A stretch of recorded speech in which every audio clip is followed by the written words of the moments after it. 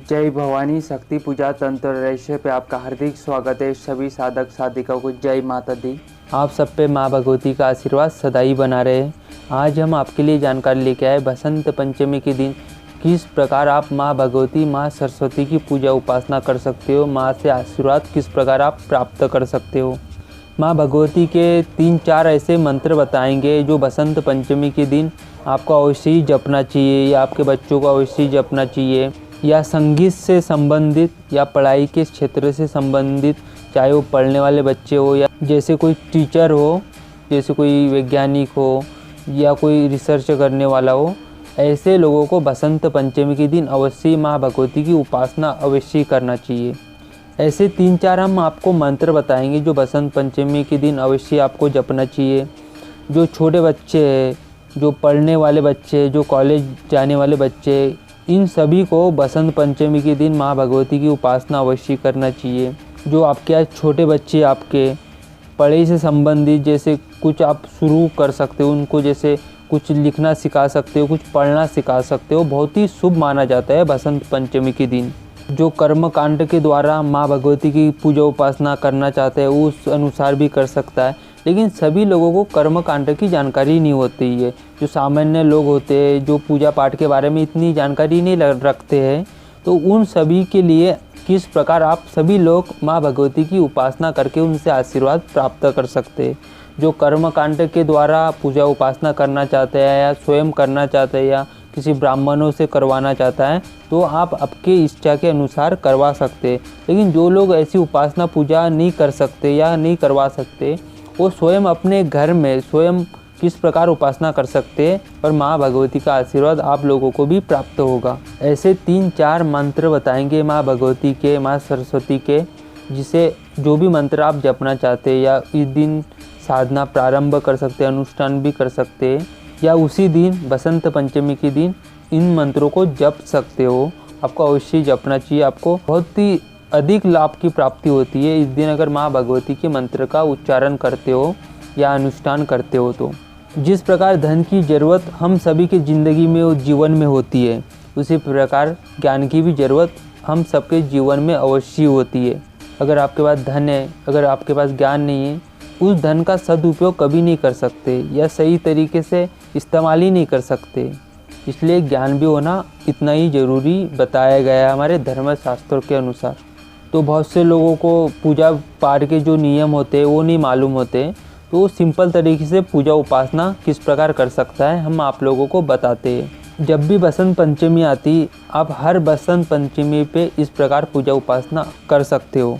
बसंत पंचमी के दिन सुबह सवेरे उठ जाना चाहिए, नहा धो के आपके पूजा स्थान पे माँ भगवती के लिए पीला कपड़ा बिछा के या फोटो या मूर्ति को स्थापित अवश्य करना चाहिए। माँ सरस्वती के लिए एक घी का दीपक अवश्य जलाना चाहिए।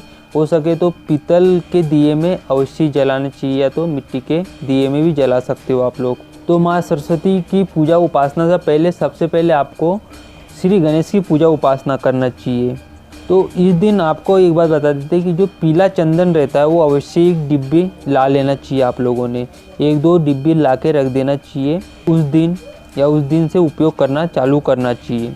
तो आप पंचोपचार पूजन करेंगे। सबसे पहले श्री गणेश भगवान का एक प्लेट रख देना आपको पूजा स्थान पे, तांबे की या पीतल की, और एक पूजा की थाल जिसमें कुमकुम, अक्षत, हल्दी, पीला चंदन, पुष्प हो गए सफ़ेद या पीले पुष्प हो गए, एक घी का दीपक और एक गुलाब की धूपबत्ती, ये सब आपको इंतजाम कर लेना चाहिए। जैसे पीले फल हो गए जैसे उसका भी इंतजाम कर सकते हो। पीली मिठाई या लड्डू, आपके घर में उस दिन पीला पकवान, किसी कोई भी पकवान बना सकते हो माता के लिए भोग लगाने के लिए, या तो पीली मिठाई का भोग भी लगा सकते हो आप लोग। तो सबसे पहले श्री गणेश की पंचोपचार पूजन कीजिए उस प्लेट में। फिर अगर आपके गुरु हो तो गुरु का पूजन पंचोपचार करना चाहिए। अगर आपके गुरु ना हो तो भगवान शिव को ही गुरु मान के पंचोपचार उस दिन पूजन करना चाहिए। जो बृहस्पति गिरह होता है, 9 गिरोह में से एक बृहस्पति गिरह माना जाता है, वो देवताओं के गुरु कहा जाते हैं। बृहस्पति का भी पूजन अवश्य करना चाहिए बसंत पंचमी के दिन। फिर माँ भगवती, माँ सरस्वती का पूजन करना चाहिए। आपके इष्ट देवता, आपके कुल देवता के भी पूजन कर सकते हो आप लोग, विष्णु भगवान का, माँ लक्ष्मी का। इस प्रकार आप लोग पूजन कर सकते हो बसंत पंचमी के दिन। तो इस प्रकार आप सिंपल तरीके से पंचोपचार या 16 प्रकार के उपचारों से पूजन कर सकते हो। जो हमने पूजन बताए सौम्य और सिंपल तरीके से सभी लोग, बच्चे, बुजुर्ग, जो पूजा पाठ के बारे में जिनको जानकारी नहीं है, नॉलेज ही नहीं है, ये सभी लोग अपने घर में या मंदिर में अवश्य कर सकते हैं। जो कर्मकांड के बारे में जानकारी रखता है या किसी ब्राह्मणों को बुलवा के पूजन करवाना चाहता है, वो उस अनुसार भी करवा सकता है। लेकिन जो हमने जो पूजन बताया, जो घर गृहस्थी में जो रहते लोग, जिनको नॉलेज नहीं होता है पूजा पाठ का, वो लोग किस प्रकार पूजा कर सकते हैं बसंत पंचमी के दिन, किस प्रकार माँ भगवती का आशीर्वाद प्राप्त कर सकते हैं। तो ऐसे लोग किस प्रकार साधारण तरीके से सौम्य पूजन कर सकते हो माँ भगवती का आशीर्वाद प्राप्त करने के लिए।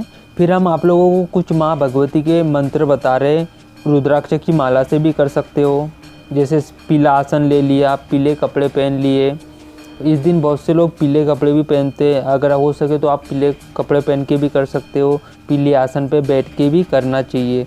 अगर आपके पास पीला आसन ना हो, पीले कपड़े नहीं हो, तो कोई भी कपड़े पहन के कर सकते हो आप लोग। लेकिन अगर आपके पास कुछ भी हो तो पीली चीज़ उसका उपयोग अवश्य करना चाहिए। तो जैसे आप अगर कोई अनुष्ठान करना चाहता है संकल्प लेके या बिना संकल्प लेके, या इस दिन से प्रारंभ करके 41 दिनों तक, 21 दिनों तक या 11 दिनों तक माँ भगवती का मंत्र जप करना चाहता है, तो वो पूर्व दिशा की तरफ भी मुँह करके कर सकते हैं या तो उत्तर दिशा की तरफ भी मुँह करके कर सकता है। तो पहला मंत्र बताते हैं, ओम ऐं सरस्वते नमः। जो हमने एम बोला उसकी जगह एंग भी बोल सकते हो या तो एम भी। जैसे आप एम बोलते हो तो फिर आपको जब तक आपकी पूरी माला ना हो जाती तब तक एम ही बोलना है। या एंग बोलना चाहते, कोई एंग भी लगाते जैसे नवारण मंत्र में, तो एंग भी बोल सकते हो। जो एम है वो सौम्य बीज कहलाता है, जो एंग है वो तांत्रिक बीज बन जाता है। इसलिए आप एंग बोल सकते हो या तो एम भी बोल सकते हो। दोनों में से आप क्या बोलना चाहते हो आप उस प्रकार मंत्र का जप कर सकते हो। तो पहला मंत्र ये बता दिया। दूसरा मंत्र बताते हैं आप लोगों को, ओम वद वद वाग वादन्ने स्वाहा। तीसरा मंत्र बताते हैं, ओम ऐं वान्ने स्वाहा। चौथा मंत्र बताते हैं आप लोगों को, ओम ऐं ह्रीं सरस्वते नमः। जैसा कि हमने जहाँ भी एम का उपयोग किया उसके जगह आप या एम भी बोल सकते हो, या एंग या तो एम। दोनों में से जो भी आप पहले उच्चारण करोगे तो पूरे कंटिन्यू तब तक आपको एम बोला तो एम का ही उच्चारण करना है, या तो एंग बोला तो एंग का ही उच्चारण करना है।